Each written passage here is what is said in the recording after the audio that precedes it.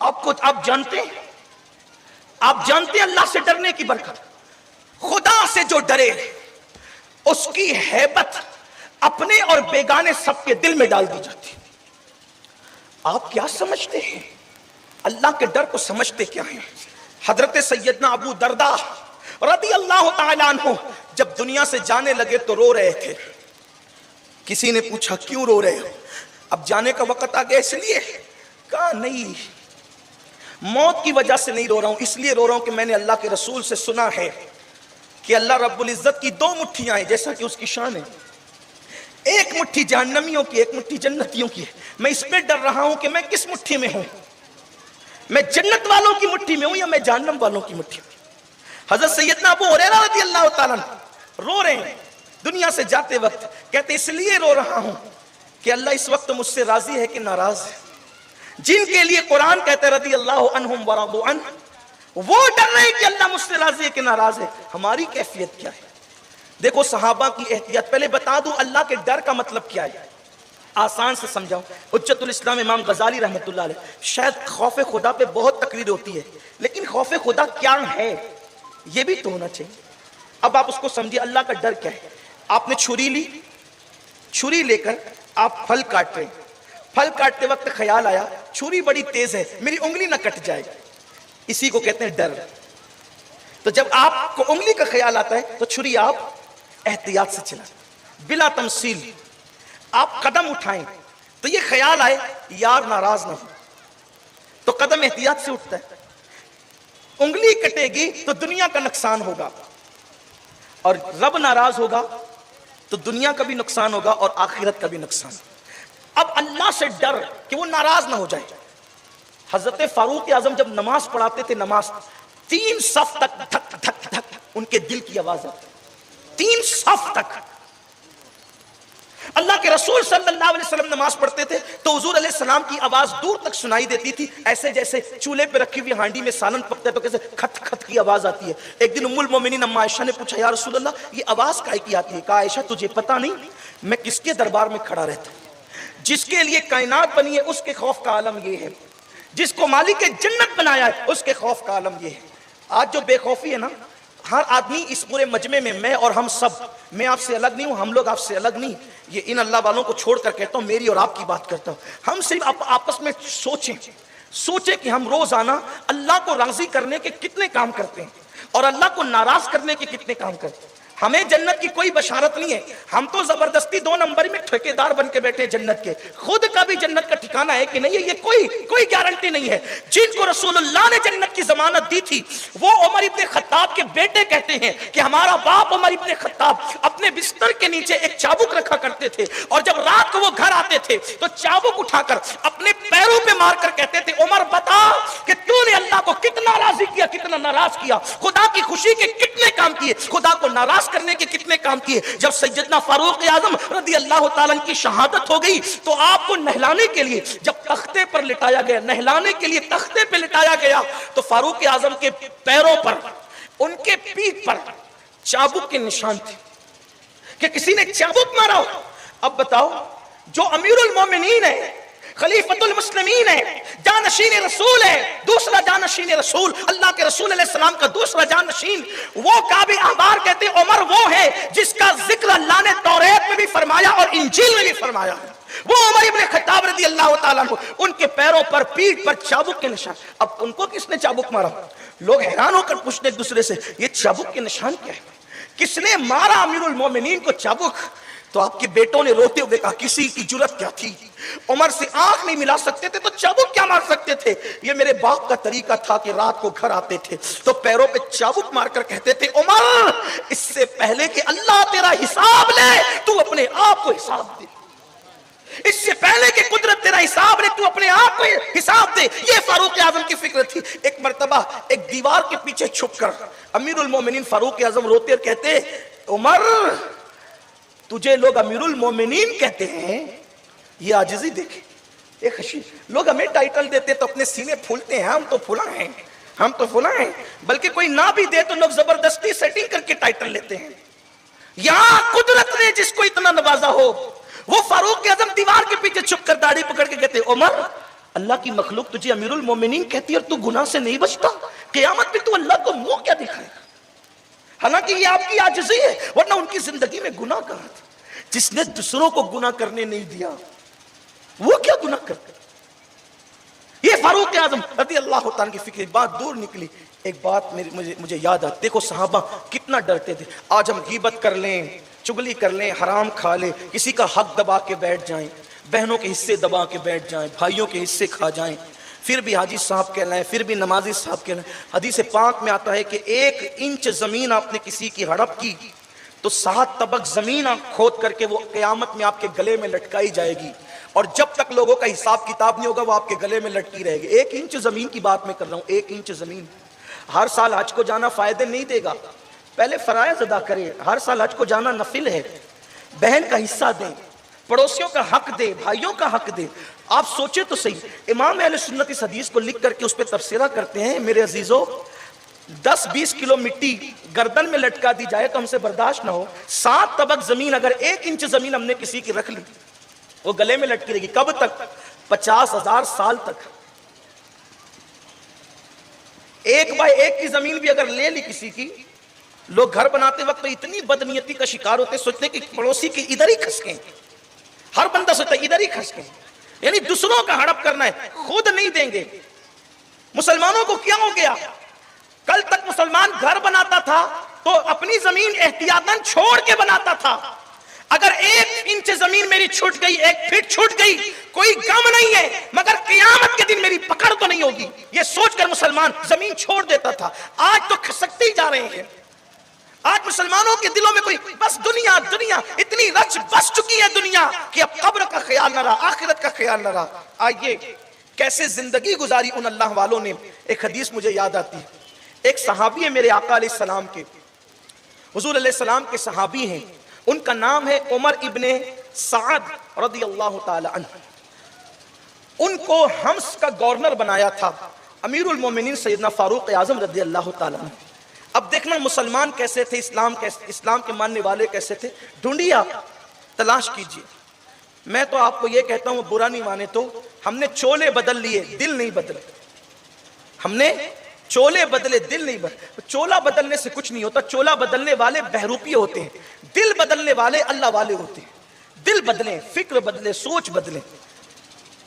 عمر بن سعد رضی اللہ تعالیٰ کو حمص کا گورنر بنایا۔ گورنر مطلب کیا؟ پورے شہر کا سب سے بڑا سیاسی لیڈر۔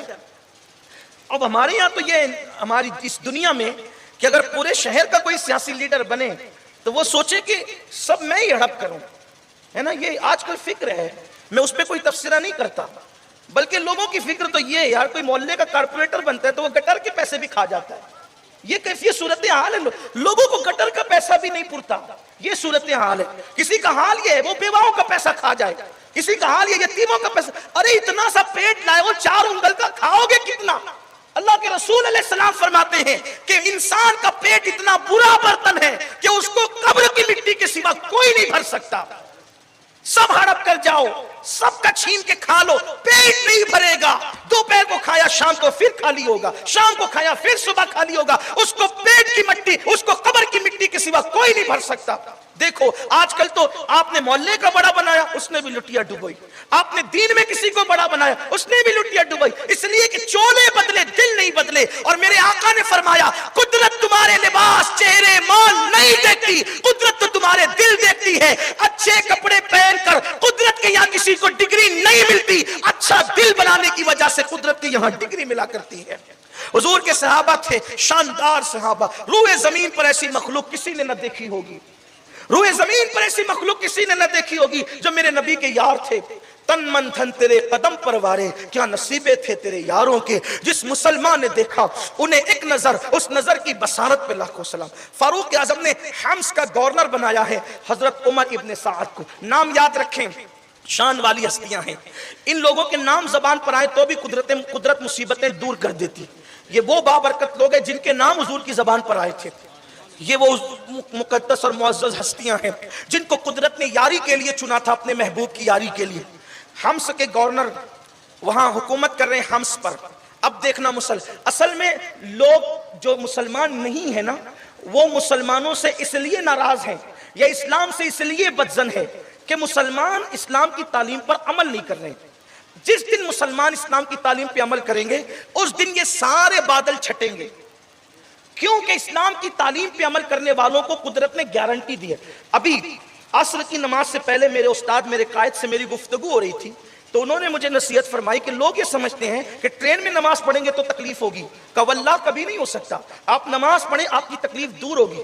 لوگ آپ سے نفرت نہیں کریں گے محبت کریں گے. میں نے کہا وہ کیوں؟ تو کہا کہ قرآن کہتا ہے ان الذین آمنوا وعملوا الصالحات سیجعل لهم الرحمن ودا کہ جو ایمان لانے کے بعد نیک عمل کرتے ہیں اللہ اس کی محبت لوگوں کے دلوں میں انڈیل دیتا ہے. میں نے کہا بالکل سچ کہا آپ نے. اس لیے کہ میرا مشاہدہ ہے ایئرپورٹ پہ نماز پڑھے تو برادران وطن جو مسلمان نہیں ہے وہ لوگوں کو کہتے ہیں سامنے سے مت جانا مولانا نماز پڑھیں فلاں نماز پڑھے. تو دین پہ تم نے عمل نہیں کیا اس لیے تم سے نفرت ہو رہی ہے. تم آؤ قرآن کی طرف صاحب قرآن کی طرف. نفرت کے یہ جو بادل آئے ہیں نا یہ ہتھیاروں سے نہیں چھٹنے والے اور بڑھیں گے. ڈنڈوں سے نہیں چھٹنے والے اور بڑھیں گے. قرآن اور سنت کی طرف آؤ. قرآن اور صاحب قرآن کی طرف آؤ. قرآن پر عمل کرتے جاؤ. ہر بندہ تم سے محبت کرنے پہ مجبور ہوتا چلا جائے گا. حالات تبدیل ہوں گے. کیسے تبدیل؟ اب قرآن نے کہہ دیا. اب اس سے بڑی دلیل میں کس کی لاؤں؟ جب قرآن کہتا ہے کہ محبت انڈیل دی جائے گی جس نے نیک عمل کیا ایمان لانے کے بعد. نیک عمل ہے کہاں سے؟ یہاں تو ٹرینوں میں سفر کرتے تو تاش کے پتے کھیلتے ہیں بھنکس کرتے ہیں ٹرینوں میں ہو لپاڑ کرتے ہیں گندی فلمیں دیکھتے ہیں ناچ گانے دیکھتے ہیں. یہ مسلمانوں کا سفر ہے. یہ حالت ہے. بہرحال تو سعید عمر بن سعد رضی اللہ تعالی عنہ کو فاروق اعظم نے خط لکھا حمص کے گورنر کو جتنی جلدی ہو سکے سارا ساز و سامان سمیٹو اور جلدی سے مدینہ منورہ آؤ اور مجھے حساب دو تمہارے پاس کیا کیا ہے. چند ہی دنوں میں حمص کا گورنر اس حالت میں اپنے گھر جانے سے پہلے امیر المومنین کے پاس حاضر ہوتا ہے کہ ہاتھ میں ایک عصا ہے ایک کٹورا ہے اور ایک کوزہ ہے. بس 3 چیزیں لے کر حمص کا گورنر امیر المومنین کے پاس پہنچتا ہے. پھٹے پرانے کپڑے. حمص کے گورنر کے پاس پھٹے پرانا کپڑا ہی نہیں ہے پہننے کے لیے جو شان و شوکت اور زرق برق کے ساتھ پہن سکے. کھڑے ہوئے آنکھ میں آنسو تھے. آ گئے آپ؟ ہاں آ گیا میں. کہا کہ یہ حالت ہے آپ کی. حمص کی گورنری کر کے آپ نے کچھ کمایا نہیں کچھ جمایا نہیں. کہا اللہ کی عزت کی قسم سارا اثاثہ لے کر میں آیا ہوں. کہا یہ 3 ہی چیزیں آپ کے پاس ہیں؟ کیا میرے نبی کے یار تھے. ابن سعد نے کہا حضرت عمر ابن سعد نے کہا کہ یہ عصا میری ضرورت ہے. پانی کٹورے سے پیتا ہوں کوزے میں پانی رکھتا ہوں. کٹورے میں کھانا کھاتا ہوں کوزے میں پانی رکھتا ہوں. کھانے پینے اور راستے کے لیے بس اتنا ہی سفر کے لیے میرے لیے چیز کافی ہے. اس سے زیادہ میں کیا کروں؟ تب عمر ابن خطاب نے کہا کیا اتنے بڑے شہر حمص میں کوئی مخیر نہ تھا کوئی خرچ کرنے والا نہ تھا جو تم پہ خرچ کرتا تمہیں کپڑے دیتا تمہیں لباس دیتا تمہیں ضرورت کی چیزیں دیتا؟ کہا امیر المومنین یہ چھوڑ دیجئے. فاروق اعظم نے کہا ٹھیک ہے اہل حمص نے تمہاری قدر نہیں کی. کہا کہ قلم اور دوات لاؤ اور کاغذ لاؤ تاکہ میں اب کسی اور اچھے شہر کا ان کو جو ہے وہ گورنر بنا دوں اور ان کے نام سے میں جو ہے وہ نامہ لکھ دوں تاکہ یہ وہاں جا کر گورنر ہو اور جتنے فاقے جتنی تکلیفیں انہوں نے وہاں پر اٹھائی ہے تو اب وہاں ان کو راحت ملے. انہوں نے کہا امیر المومنین مجھے مت آزمائیے. امیر المومنین مجھے مت آزمائیے. مجھے آزمائش میں مت ڈالیے. میں حمص سے آیا ہوں اور اب مجھے چین نہیں ہے. میں بے قرار ہوں. مجھے سکون نہیں ہے. مجھے اطمینان نہیں ہے. ایک جملے نے ایک کام نے مجھے تڑپا دیا ہے ترسا دیا ہے. میں بالکل بے چین اور بے قرار ہو گیا ہوں. اب میں کہیں جانا نہیں چاہتا. اب میں اپنی کٹیا میں اپنی پوری زندگی گزارنا چاہتا ہوں. میں چونکہ رسول اللہ کا صحابی ہوں اب مجھے خوف یہ ہے کہ غلطی مجھ سے حمص میں ہو گئی ایک گناہ مجھ سے حمص میں ہو گیا. میں ڈر رہا ہوں اللہ مجھے اس پہ پکڑ لے گا میری پکڑ کر لے گا. میں اللہ کو منہ کیا دکھاؤں گا؟ رب کی بارگاہ میں کیا حاضری دوں گا؟ اللہ کی عدالت میں کھڑا رہوں گا تو قدرت میرے لیے کیا فیصلہ کرے گی؟ مجھ سے بہت بڑا گناہ ہو گیا ہے امیر المومنین. اس لیے اب میں کہیں کا گورنر بننا نہیں چاہتا. اب میں آپ گوش عافیت میں گمنامی کی زندگی گزار کر کے بس رسول اللہ سے اور اپنے رفیق حقیقی سے ملنا چاہتا ہوں. اب سنو یہاں سے لے کے وہاں تک ہر مسلمان میری مائیں اور بہنیں بھی دل کے کانوں سے سنے. حمص کا گورنر اب کہیں گورنر بننا نہیں چاہتا اور یہ کہتا ہے کہ مجھ سے اتنا بڑا گناہ ہو گیا ہے کہ میں اللہ کو منہ کیا دکھاؤں گا؟ رب کی عدالت میں کیسے کھڑا رہوں گا؟ امیر المومنین فاروق اعظم نے پوچھا اے صحابی رسول आपसे क्या गुनाह हो गया, वो गुनाह तो बताओ। उमर इब्ने साद कहते हैं कि मैंने एक ईसाई को कह दिया अल्लाह तुझे रुसवा करे, अल्लाह तुझे रुसवा करे, बस ये इतना बड़ा गुनाह हो गया है कि मैं अल्लाह को मुंह क्या दिखाऊं। किसको कहा? मुसलमान को नहीं, ईसाई को कहा अल्लाह तुझे रुसवा करे, इसलिए अब मैं डर रहा हूं कि अल्लाह को मुंह क्या दिखाऊंगा। मुसलमानों सोचो, ये रसूलुल्लाह के सहाबा है, अल्लाह से डरने वालों की ये शान है कि ईसाई को, एक काफिर को कह दिया अल्लाह तुझे रुसवा करे, तो इतना खौफ है कि अल्लाह को मुंह क्या दिखाऊंगा। यहां तो खुद की बीवी को मां बहन की गालियां देते हैं, खुद के बच्चों को मां बहन की गालियां देते हैं। मुसलमान हो तुम, ईसाई को सहाबी कह रहे हैं अल्लाह तुझे रुसवा करे उसकी गलती पर, तो आंख में आंसू, इतनी निदामत, इतनी शर्मिंदगी है। यहां पर बाप को बुढ़ा, मां को बुढ़ी, यहां तक के हालात हैं। बोलो अल्लाह को मुंह क्या दिखाओगे। वो मुसलमान जो थे, जो कुरान पे अमल करने वाले थे, वो तो कब्रों में सो गए, वो तो कब्रों में सो गए। इस्लाम किताबों में मुक़य्यद हो गया और अब सिर्फ टोपियां पहनकर और गोश्त खाकर मुसलमानी का टाइटल लेकर के फिर रहे। काश कि हमारी जिंदगियों में इस्लाम आता, इस्लाम किताबों से निकलकर हमारी जिंदगियों में आता। मैं हैरान हूं, इस बात पर आंखें भीग जाती है। ईसाई को एक जुमला कहने वाला अल्लाह तुझे रुसवा करे, सहाबी होकर इतना डर रहा है। और हमने किसको किसको क्या क्या कहा। पड़ोसियों से हमने आस्तीनें चढ़ा करके लड़ाइयां की, क्या कसर बाकी रखी है हमने।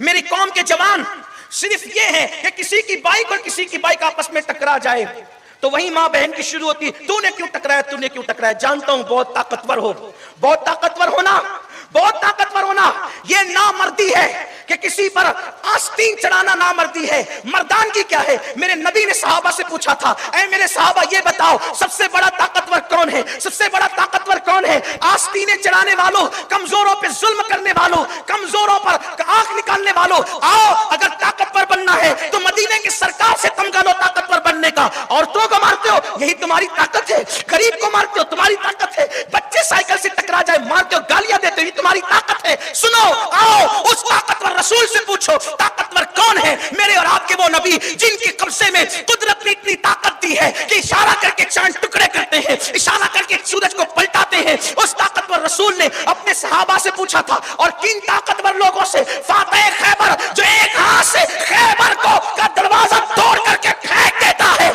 तो 40 लोग उसको उठा नहीं पाते। इतने ताकतवर लोगों से पूछा था ताकतवर कौन है, कौन है ताकतवर।